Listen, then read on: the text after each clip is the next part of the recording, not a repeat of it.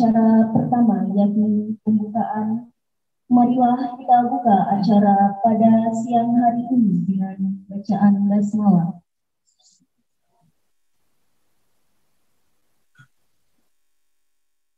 Memasuki acara yang kedua, yakni sambutan oleh kandidat Dr. Baharudin Farawawan SHMH. Kepada Bapak Baharudin Farawawan, kami persilakan. Oh, langsung saya kah? Suara. Sudah. Halo? Kedengaran? Suara. Sebentar Pak, saya pindah mic. Terima kasih, Dinda MC. Assalamualaikum warahmatullahi wabarakatuh. Buat mungkin adik-adik yang Kristiani yang mungkin hadir juga, salam sejahtera untuk kita semua, salam. Puji dan syukur kehadirat Allah Subhanahu wa Ta'ala, Tuhan yang Maha Kuasa, karena kita masih diberi kesehatan, umur yang panjang, jiwa, raga, mata, hati, telinga, pikiran, kaki bisa melangkah dan segalanya.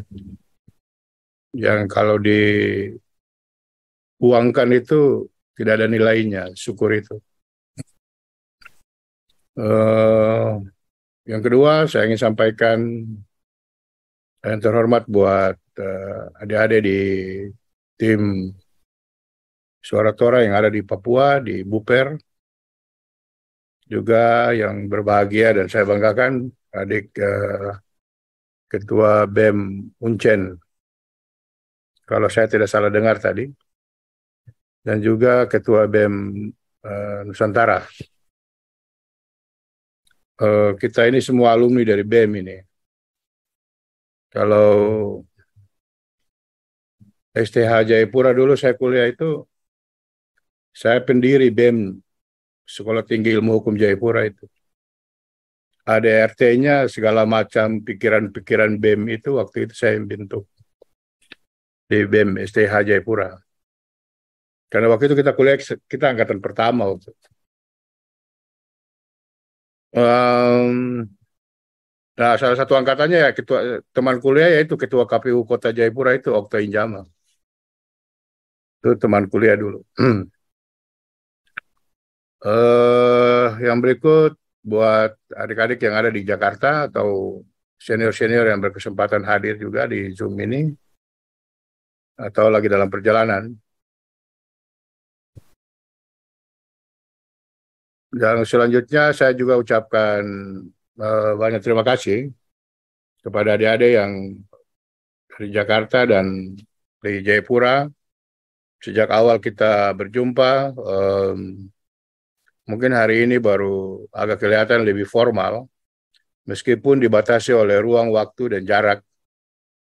Tapi media sosial, era perkembangan zaman ini sudah membuat kita nyaris tidak berjarak.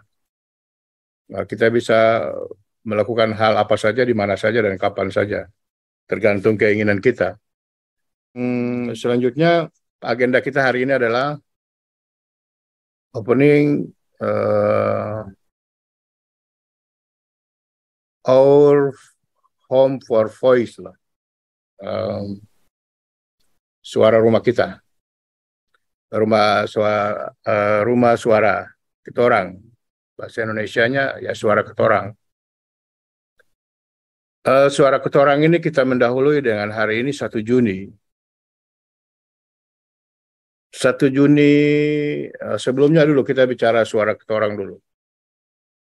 Suara ketorang itu yang kemudian nanti wakil rakyat mengambil suara rakyat untuk rakyat itu diam selama 5 tahun dan dia wakilkan kepada orang-orang terbaiknya. Nah, untuk mendapatkan suara rakyat dan rakyat disuruh diam, bungkam mulutnya selama 5 tahun karena sudah diwakili oleh wakil rakyatnya, maka wakil rakyat itu dia harus merayu Tuhannya. Karena Vox Populi, Vox Dei, suara rakyat, suara Tuhan. Maka bagaimana kehendak Tuhan, disitulah kehendak rakyat. Di mana kehendak rakyat, disitulah kehendak Tuhan. Jadi kampanye itu sebenarnya merayu wakil Tuhan di bumi, karena Tuhan itu sudah mendelegasikan kewenangannya kepada rakyat. Dalam konteks kenegaraan disebut dengan kedaulatan. Kedaulatan dalam negara Indonesia itu diatur dengan partai politik sebagai pemegang kekuasaan kedaulatan, karena orang harus jadi caleg itu harus lewat partai politik. Ada juga lewat jalur independen, tapi dia tidak terlalu menggema seperti kedaulatan yang diberikan kepada wakil rakyat. Itu yang disebut dengan wakil rakyat. Jadi esensi wakil rakyat itu berat. Dia harus mewakili rakyat dan dia harus menjadi ulil amri, menjadi pemimpin, menjadi wakil Tuhan di bumi. Nah, hari ini 1 Juni. 1 Juni itu juga kalau kita sadar atau tidak sadar, itu adalah entakan berbineka tunggal ika. Karena 1 Juni itulah dirumuskan Pancasila. Sehingga bagaimana perdebatan founding fathers kita, Tan Malaka, Muhammad Yamin, Bung Karno, Bung Hatta, mereka, Bung Syahrir, mereka bersuara. Suara ketorang lah, pakai kalau pakai itu orang Papua deh, pakai suara torang juga di Pancasila kira-kira begitu. Jadi yang konsepsi 1 Juni ini adalah konsepsi ketuhanan sebenarnya, karena ketuhanan itu di mana sila pertama Pancasila itu dia bicara tentang ketuhanan. Jadi kedaulatan itu yaitu Vox Populi Vox Dei, Tuhan diletakkan di paling teratas sebagai pemilik jagat raya.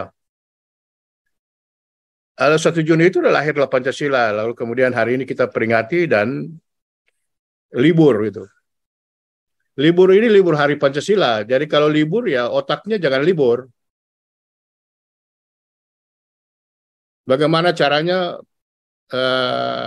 saya Pancasila begitu.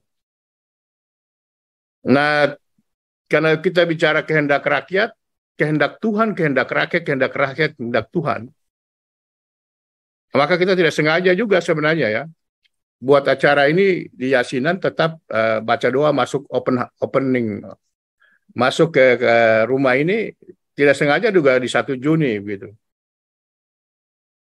Di 1 Juni yang babak baru Republik Indonesia, di mana tanggal 18 Agustus, yaitu 17 Agustus setelah Indonesia merdeka, tanggal 18 baru disahkanlah Undang-Undang Dasar 1945 yang di dalamnya ada Pancasila.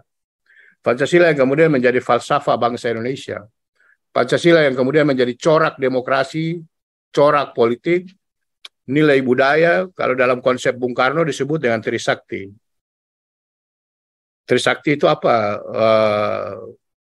Berdaulat di bidang politik, berdikari di bidang ekonomi, dan berkepribadian bangsa Indonesia. Jadi itu hari ini, Pancasila itu hari ini. Jadi kalau engkau mau bilang mencintai bangsa dan negara ini, dan engkau hidup di bumi Papua, ya engkau harus bisa. Karena mencintai Papua adalah mencintai bangsa dan negara ini. Menjadi denyut nadi darah dan daging, mencari jetakan jantung bagi orang Papua. Itu esensinya, sehingga tidak sengaja juga alam ini membentuk pikiran kita dan kita sepakat malam Jumat. Waktu itu sepakatnya cuma malam Jumat aja.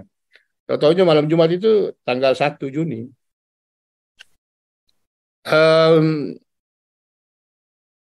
Kalau kita bicara konsep kepemimpinan itu, seorang pemimpin itu lahir karena 2 hal. Restu Tuhannya. Tuhannya itu maksudnya Tuhan menurut umat Kristiani, Tuhan menurut umat Islam. Dan restu alam. Nah, restu alam itu ya kira-kira kayak hari inilah. Tanpa disengaja, pas malam Jumat di tanggal 1, di awal bulan. Sehingga berharap menjadi saksi abadi. Karena tanggal 1 itu dalam konsep Islam itu kan alif, Allah, Tuhan. Tuhan yang Esa dalam konsep Pancasila kan, ketuhanan yang Maha Esa. Tuhan yang tidak diduakan. Tuhan tempatnya kita menyembah. Tuhan tempatnya kita berserah diri. Kita tidak bisa menggunakan pakaian manusia untuk mengukur kehebatan seseorang. Kita tidak bisa menggunakan jabatan untuk mengukur kehebatan seseorang. Tapi di atas segalanya adalah yang maha kuasa, yang maha membalikkan hati, yang maha membalikkan pengetahuan, yang bisa menciptakan manusia yang beragam-ragam dan bersuku-suku. Dan kita juga tidak bisa mengganggu kedaulatan itu. Kalau pemilu kita bisa mengganggu kedaulatan itu dengan kampanye, tapi kalau warna kulit, warna rambut, bahkan mungkin agama pun kita tidak bisa ganggu.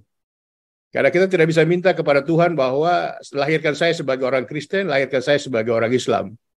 Jadi kita ini beragama ini faktor turunan, karena kebetulan bapaknya Islam ya dia Islam, kalau bapaknya Kristen ya dia Kristen.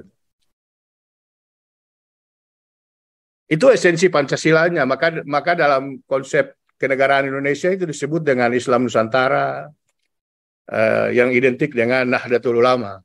Kita ini anak-anak Ahli Sunnah wal Jamaah. Jadi kalau kehadiran Gus Dur sebagai founding fathers lah, senior kita di bumi Papua itu tidak asing karena senyawanya getaran yang ada di Papua, senyawalah itu yang dirasakan oleh warga Nahdien.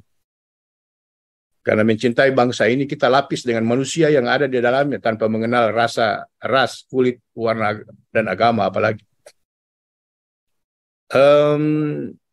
Kita akan membuka rumah, di mana rumah ini akan menjadi,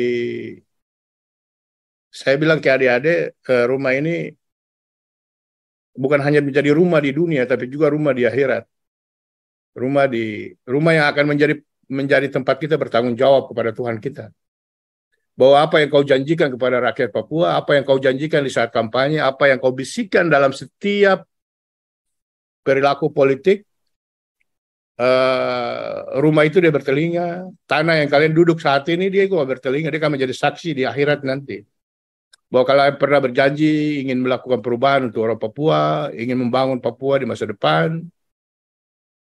Sekarang kami menjadi saksi bahwa kalian tipu, gitu. Kalian pembohong. Dan kalian sama saja dengan orang-orang yang sebelumnya. Nah, maka kita dahului dengan niat. Karena saya Islam, jadi saya harus niatkan secara agama saya. Saya kembalikan semuanya kepada pemilik hidup dan kehidupan ini. Kalau Allah sudah berkehendak untuk siapa yang dia pilih menjadi ulil amri, wakil Tuhannya di bumi ini, menjadi pemimpin, maka tidak ada kekuatan bumi apapun, kekuatan apapun yang bisa melawan itu. Tapi kalau sebaliknya, Allah Tuhan yang Esa tidak merestui sesuatu, kau punya uang, kau punya kehebatan sebagai calon, menguasai segala sistem politik dan percaturan, dinamika, bahkan merusak sistem pemilu sekalipun, belum tentu kau terpilih karena kau belum ditakdirkan untuk itu. Yang berikut juga, menjadi wakil rakyat itu adalah menjadi wakil dari orang-orang yang berjuang bersamanya, yaitu tim. Tim itu siapa? Orang-orang yang pasang bendera, pasang spanduk, orang-orang yang bantu menyambung suara, karena suara kita ini terbatas jaraknya. Orang-orang yang bantu memainkan jempolnya untuk menggeser gambar bahar pindah ke HP orang. Itu orang-orang yang semua itu adalah doa. Dan bisa saja kita yang bekerja berkeringat, berdarah-darah di lapangan, pekerjaan kita tidak diterima Tuhan kita. Dan orang yang ikhlas menggeser jempolnya dari jari tangannya ke HP orang di sampingnya, itu yang mendapat dijawab oleh Allah. Kita nggak tahu, yang itu rahasia misteri. Nah, sebagai umat manusia kita hanya bisa menjalankan tanpa harus merasa paling hebat, paling pintar, sok tahu dan segalanya. Karena ini kita harus niatkan semuanya dan kita letakkan pada hari ini, hari Kamis 1 Juni 2023, melalui bacaan Yasin. Tapi itu harus keyakinan. Nah, hakikat keyakinan itu hari ini kita berkumpul. Kita berkumpul untuk berikrar di atas tanah Papua, mengatasnamakan orang Papua. Itu yang di dalam, yang ditulis di spanduk kalau kalian masuk itu suara saya dari dulu. Suara tangisan. Karena saya yakin kalau orang siapapun berbuat baik, mau jahat kayak apapun, harimau kalau kau selamatkan anaknya, dia tidak akan mungkin makan kau. Itu yang disebut dengan tanah Papua, tanah yang diberkati. Tanah yang diberkati itu kok kalau berbuat baik, orang Papua tidak akan pernah tanya dari mana asalmu dan apa agamamu. Dia nggak peduli itu. Itu yang dia bilang dengan membangun dengan hati. Bukan membangun dengan hati-hati, atau keras hati, atau berat hati. Tapi membangun dengan hati. Nah ini yang saya omong sedikit aja, karena belum waktunya kampanye. Kalau sudah kampanye di mimbarnya, nanti kita mainkan itu. Insya Allah, saya berharap doa tulus dari adik-adik, sehingga itu menjadi pendorong agar niat ini dia tidak nyangkut di langit. Karena pertarungan politik itu bukan soal menang, tapi soal kalah. Kok soal kalah ya? Karena kau kalah bukan hanya dirimu yang kalah, tapi kau telah mengecewakan pasukan, kau mengecewakan orang-orang yang telah kau janji. Karena seharusnya suara mereka 5 tahun ke depan berfungsi, tapi karena diberikan kepada engkau dan engkau tidak mampu bertanggung jawab itu. Yang pilih benar aja nggak lihat, apalagi yang salah milih gitu. Sudah salah itu. Jadi ini bukan hanya rutinitas, tapi ini adalah doa yang saya harap betul-betul tulus dari adik-adik. Jadi kalau yang nggak tulus, mungkin keluar dari ruangan. Gitu. Supaya energi ini dia nyambung gitu loh. Dia nyambung, dia ngangkatnya ke langit, tak gitu loh. Malaikat kaget. Tapi kalau ada yang duduk terus masih lihat, ini masih lama kan? Masih, aduh, ini nanti pakai tuh marah, jangan, itu lebih keluar. Lebih bagus satu orang dan dia ikhlas daripada 1000 orang dengan keadaan terpaksa. Langit tidak akan bergetar satu detik pun dia nggak akan bergetar. Tapi kalau satu orang dengan keikhlasan totalitas, maka jangankan langit, gunung pun bisa dia geser, asal yakin. Mungkin itu saja. Jadi mari kita ikhlaskan diri kita. Kita niatkan secara lurus, tegak. Ingat ibu bapak kita. Ingat orang-orang yang kita cintai. Bahwa hari ini, 1 Juni, kita memulai untuk menjadi kontestasi pemilu 2024. Terima kasih. Sekali lagi, bagi yang ikhlas, semoga Allah melipat gandakannya. Langkahnya dari rumah, Allah lipat gandakan sebagai pahala. Karena ini adalah perjuangan suci. Assalamualaikum warahmatullahi wabarakatuh.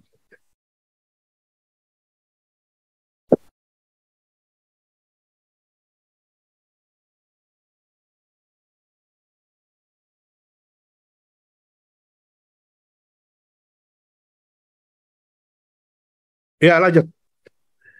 Memasuki acara selanjutnya, yakni pembacaan Yasin dan Tahmid yang akan dipandu oleh Bapak Akif Letsoin. Kepada Bapak Akif Letsoin, kami persilakan. Assalamualaikum warahmatullahi wabarakatuh.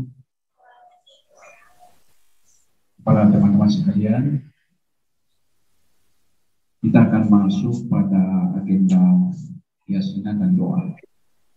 Insya Allah saya akan pimpin dalam keyakinan agama Islam kepada teman-teman yang non-muslim untuk menyesuaikan.